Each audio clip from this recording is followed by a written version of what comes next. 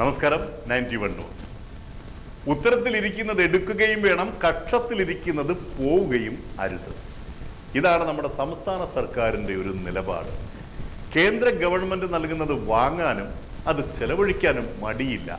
എന്നാൽ കേന്ദ്ര പദ്ധതിയാണ് എന്ന് തുറന്നു പറയുവാനും കേന്ദ്രം നിർദ്ദേശിക്കുന്ന കാര്യങ്ങൾ ചെയ്യുവാനും വലിയ ബുദ്ധിമുട്ടാണ്. കേന്ദ്ര ഗവൺമെന്റിന്റെ 15ാം ധനകാര്യ കമ്മീഷന്റെ ഭാഗമായി നഗരസഭയ്ക്ക് അനുവദിച്ച ഹെൽത്ത് ഗ്രാന്റ് ഉപയോഗിച്ചാണ് നഗര ജനകീയ ആരോഗ്യ മന്ദിർ പ്രവർത്തിക്കുന്നത്. കേന്ദ്രം തുക അനുവദിക്കപ്പെട്ടത് തദ്ദേശ സ്വയംഭരണ സ്ഥാപനങ്ങൾക്കാണ്. ഈ തുകയുടെ വിനിയോഗം ബന്ധപ്പെട്ട തദ്ദേശ സ്വയംഭരണ സ്ഥാപനങ്ങളാണ് നടത്തിയിട്ടുള്ളത്.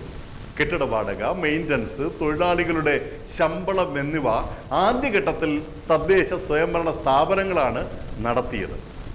ഉപകരണങ്ങൾ വാങ്ങുന്നതിനായി 2 ലക്ഷം രൂപ വീതം സ്റ്റേറ്റ് KMSCL-ലേക്ക് നാഷണൽ ഹെൽത്ത് മിഷൻ കൈമാറിയിട്ടുണ്ട്. സർക്കാരിൻ്റെയും തദ്ദേശ സ്വയംഭരണ സ്ഥാപനങ്ങളുടെയും സഹകരണത്തോടെയാണ് ഈ പദ്ധതി നടപ്പിലാക്കുന്നത്. സത്യത്തിൽ പൂർണ്ണമായും കേന്ദ്ര ഗവൺമെന്റാണ് ഇതിനു വേണ്ടുന്ന ഫണ്ട് വിനിയോഗം നടത്തുന്നത്. ഗ്രാമീണ മേഖലയ്ക്കും മുനിസിപ്പാലിറ്റിക്കും കോർപ്പറേഷനും ചട്ടങ്ങൾ ഒന്നു തന്നെയാണെങ്കിലും ആത്മാഭിമാനം കൈവെടിയാൻ മനസ്സ് വരാത്തത് കൊണ്ട് കൊച്ചി നഗരസഭാ കേന്ദ്രങ്ങളിലെയും പഞ്ചായത്തുകളിലെയും വ്യത്യസ്തമായ ചിത്രരചനാ ലേഖനങ്ങൾ നമുക്ക് മതിലുകളിൽ കാണുവാൻ സാധിക്കും.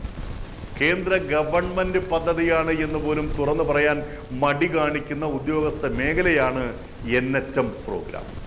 പൊതുജനങ്ങളെ തെറ്റിദ്ധരിപ്പിക്കുന്നതിന് വേണ്ടി national health mission NHM emblem വളരെ ചെറുതായ രീതിയിലാണ് ആലേഖനം ചെയ്തിരിക്കുന്നത്. കേന്ദ്ര ആരോഗ്യ മന്ത്രാലയത്തിന്റെ തീരുമാനപ്രകാരം ഇത്തരം വെൽനസ് സംവിധാനങ്ങൾക്ക് ആരോഗ്യ മന്ദിർ എന്ന് നാമകരണം ചെയ്യണമെന്നാണ് നിർദ്ദേശം. ഇതുമായി ബന്ധപ്പെട്ട് ഒട്ടനവധി തർക്കങ്ങൾ നിലനിന്നിരുന്നു.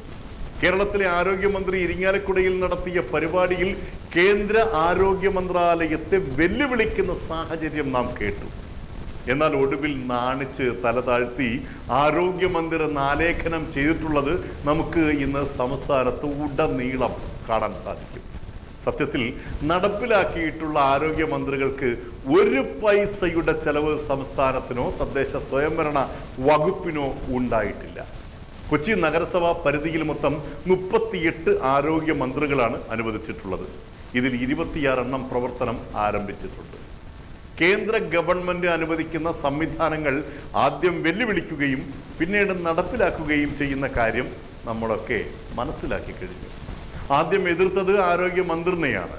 വെല്ലുവിളി കേൾക്കില്ല എന്ന് കണ്ടപ്പോൾ ആരോഗ്യ മന്ത്രി എന്ന് ആലേഖനം ചെയ്യാൻ തയ്യാറായി. പിന്നെ PM ശ്രീ പദ്ധതിയായിരുന്നു.